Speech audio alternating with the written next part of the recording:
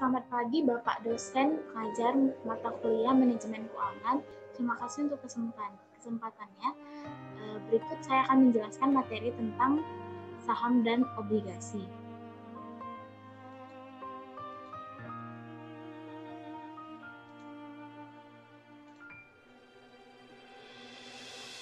Perkenalkan, nama saya Novelinda Febriani, NIM 170403167.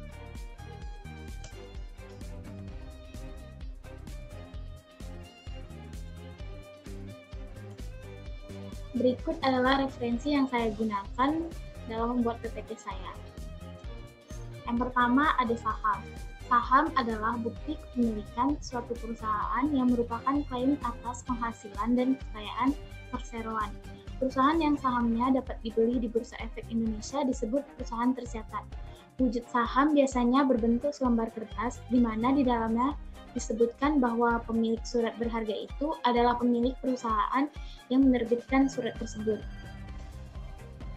Nah, keuntungan dari kepemilikan saham. Yang pertama ada dividen. Dividen semacam pembagian keuntungan yang diberikan suatu perusahaan kepada para pemegang sahamnya. Besarnya dividen bervariasi tergantung besarnya pendapatan perusahaan tersebut. Dividen dibagikan setelah adanya persetujuan pemegang saham dalam rapat umum pemegang saham. Nah, yang kedua ada capital gain. Capital gain merupakan selisih antara harga beli dan harga jual saham. Seperti yang sebelumnya, membeli saham adalah membeli bisnis. Umumnya, jika suatu perusahaan memiliki usaha yang berjalan baik, maka banyak investor tertarik membeli saham tersebut. Dengan demikian, terdapat permintaan lebih besar terhadap saham tersebut, sehingga mengakibatkan harganya naik. Maka pemilik saham perusahaan tersebut akan diuntungkan oleh kenaikan harga saham. Selanjutnya ada risiko saham. Yang pertama ada sistematik. Sistematik merupakan risiko yang tidak dapat dikurangi sekalipun dengan proses disverifikasi. Oleh karena itu, risiko sistematik dikatakan juga sebagai undiversified risk. Yang kedua ada tidak sistematik. Merupakan risiko yang terkait dengan fluktuasi dan siklus bisnis dari industri tertentu. Setiap industri memiliki karakteristik yang tersendiri, dipengaruhi oleh variabel-variabel ekonomi secara spesifik. Penilaian saham. Analisis fundamental. Analisis ini beranggapan bahwa setiap investor adalah makhluk rasional. Karena itu, analisis ini mencoba mempelajari hubungan antara saham dengan kondisi perubahan yang tercermin pada nilai kekayaan bersih perusahaan itu. Yang kedua, analisis teknikal. Analisis ini beranggapan bahwa penawaran dan permintaan menentukan harga saham.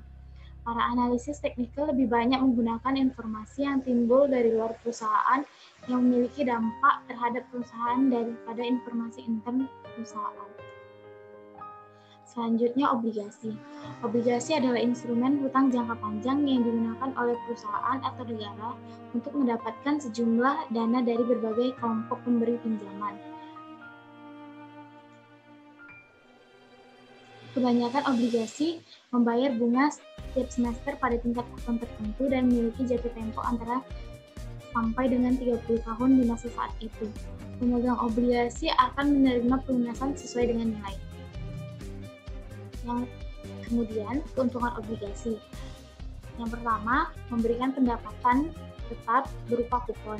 Hal ini merupakan ciri utama obligasi, di mana pemegang obligasi akan mendapatkan pendapatan bunga secara rutin selama waktu berlakunya obligasi.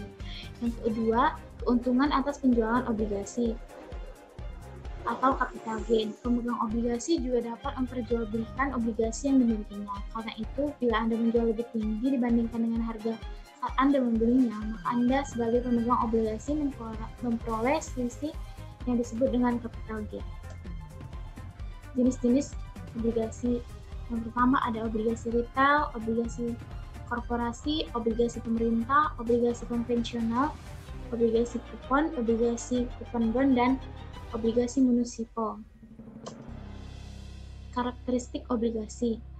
Obligasi punya indentur, yaitu kontrak antara pihak penerbit obligasi dengan wakil pemegang obligasi.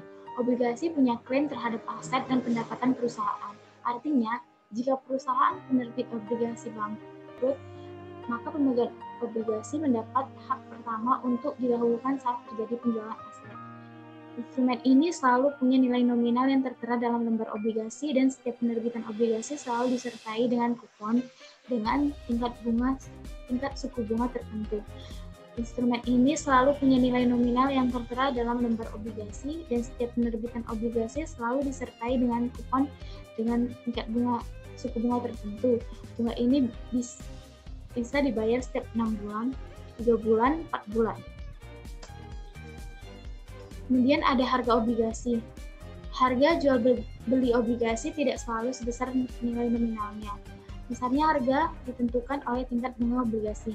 Bila presentasi bunga obligasi melebihi tingkat bunga di pasar, maka harga jual obligasi akan di atas nilai nominal. Tapi bila tarif bunga obligasi lebih rendah daripada tingkat bunga di pasar, maka harganya di bawah nilai nominal. Semakin besar bunganya, harga obligasi semakin tinggi dan sebaliknya. Untuk mengetahui apakah bunga obligasi itu cukup besar atau kurang, dibandingkan antara presentasi bunga obligasi dengan tingkat bunga di pasar. Sekian presentasi dari saya. Apakah ada yang ingin ditanyakan? Baik, terima kasih sebelumnya atas presentasinya. Presentasinya sudah baik. Namun di sini ada yang ingin saya tanyakan. Setelah mendengar penjelasan tentang saham, saya ingin bertanya di bagian resiko saham. Ada sistematik dan non-sistematik. Bisakah Anda memberikan contohnya? Terima kasih. Apakah ada pertanyaan lain?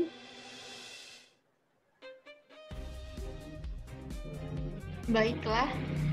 Terima kasih untuk presentasi yang sudah diberikan. Saya ingin bertanya, apakah yang dimaksud kupon dalam obligasi? Terima kasih.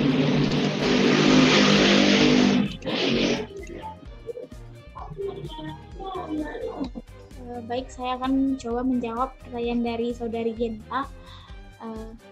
Contoh dari resiko saham yang sistematik itu ada peningkatan suku bunga atau interest rate risk, kenaikan inflasi, dan volatilitas pasar yang tinggi.